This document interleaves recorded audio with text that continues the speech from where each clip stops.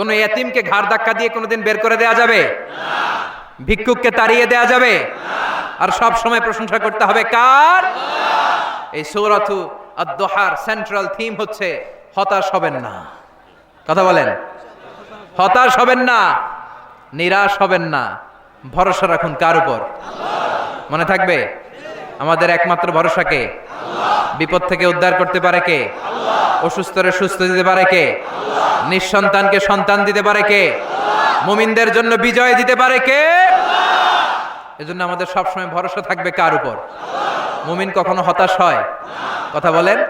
This surah is a motivational surah, inspirational surah. যারা হতাশ, যারা ফ্রাস্ট্রেটেড, যারা নিজেদের জীবনের উপর আনন্দ সুখ হারিয়ে ফেলেছে, তাদের জন্য আল্লাহ এখানে মোটিভেশন রেখেছেন। রিড দিস সূরা and be motivated, never be sad, never be frustrated, never be upset, always be positive.